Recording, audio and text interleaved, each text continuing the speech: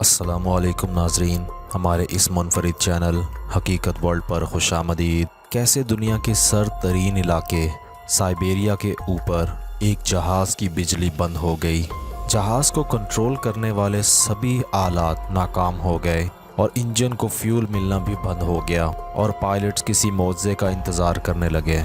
7 ستمبر 2010 میں فلائٹ 514 نے روس کے شہر اوداچنی سے ماسکو کے لیے ٹیک آف کیا۔ یہ جہاز 20 سال سے محو پرواز تھا اور اس دوران کبھی بھی کسی حادثے کا شکار نہیں ہوا تھا۔ جہاز کے دونوں پائلٹس اینڈری لیمانو اور یوکینی مونوسیلو کافی ماہر اور ایکسپیرینس تھے۔ جہاز میں 72 مسافر اور 9 کریو ممبرز تھے اور اس نے صبح 6:59 پر اڑان بھری، لیکن صرف 8 منٹ بعد ہی جب یہ سائبیرین علاقے کے اوپر تھا تو خطرے کی پہلی گھنٹی بج گئی۔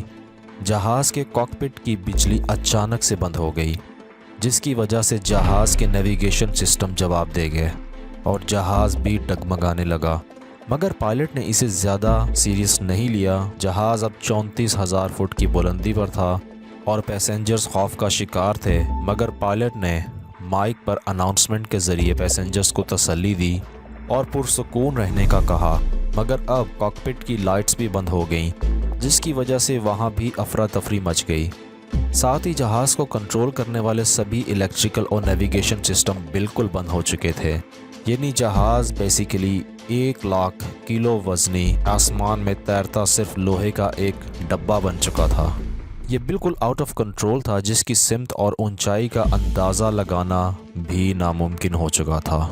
ساتھ ہی انجن کو فیول دینے والے پمپس بھی بند ہو چکے اور جہاز میں صرف 30 منٹ کا قابل استعمال فیول باقی بچا تھا، جو کہ نزدیک ایئرپورٹ تک جانے کے لیے بھی ناکافی تھا۔ پائلٹ جہاز کو صرف اپنی آنکھوں کے ذریعے اندازے سے کنٹرول کر رہا تھا۔ یاد رہے کہ جہاز میں ایمرجنسی بیک اپ جنریٹرز بھی موجود تھے، مگر انہیں چلانے کے لیے جہاز کا 10,000 فیٹ سے نیچے آنا ضروری تھا، لہٰذا پائلٹ نے جہاز کی سمت اور اونچائی کا اندازہ لگانے کے لیے ایک انوکھا طریقہ اپنایا۔ انہوں نے پانی سے بھرے ایک گلاس کو کنٹرول پینل کے اوپر سیدھا رکھ دیا، جس سے جہاز کو موڑتے وقت پانی کے ادھر ادھر ہونے سے جہاز کے رخ اور جھکاؤ کا اندازہ ہونے لگا۔ اس انوکھی ٹرک کو استعمال کر کے پائلٹ جہاز کو 9,800 فٹ کی بلندی تک لے آئے، مگر بدقسمتی سے بیک اپ جنریٹرز اب بھی آن نہیں ہوئے۔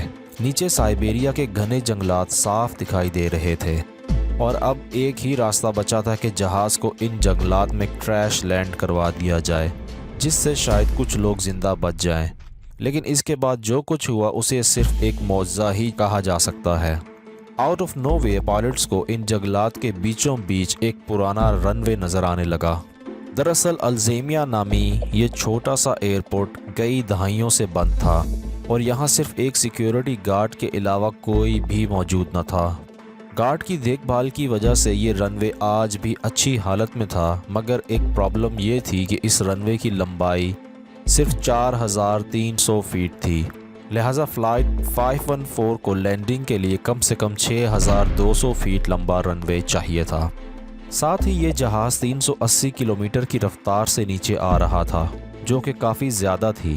جہاز کو لینڈ کروانے کی پہلی 2 کوششیں رفتار کے زیادہ ہونے کی وجہ سے ناکام رہیں اور پائلٹ اسے واپس اوپر آسمان میں لے جاتا، مگر اب ان کے پاس صرف آخری موقع تھا۔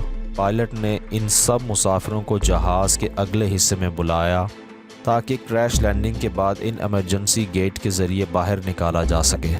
بالآخر تیسری بار رن وے کے اوپر آ کر پائلٹ نے لینڈنگ گیئر لگا دیا اور جہاز رن وے کو چھو گیا، مگر رفتار کے زیادہ ہونے کی وجہ سے یہ رن وے کو پار کرتا ہوا جنگلات میں 520 فیٹ اندر تک چلا گیا اور بالآخر رک گیا۔ اتنا سب ہونے کے باوجود جہاز میں موجود 72 پیسنجرز اور 9 کریو ممبرز میں سے کسی کو ایک خراش بھی نہیں آئی۔ رشین گورنمنٹ نے پائلٹ اور کریو ممبرز کی بروقت سمجھداری پر انہیں نیشنل ایوارڈ بھی دیے۔ ساتھ ہی ازما ایئرپورٹ کے سیکیورٹی گارڈ کو بھی میڈل آف آنر دیا گیا۔ دوستو، کیسی لگی ہماری آج کی ویڈیو؟ اپنی رائے کا اظہار کامنٹ باکس میں ضرور کیجیے گا۔ ہماری ویڈیوز کو واٹس ایپ، انسٹاگرام اور فیس بک پر شیئر کریں اور ہمارے اس منفرد چینل حقیقت ورلڈ کو سبسکرائب کریں اور ساتھ گھنٹی کے بٹن کو دبانا مت بھولیے گا۔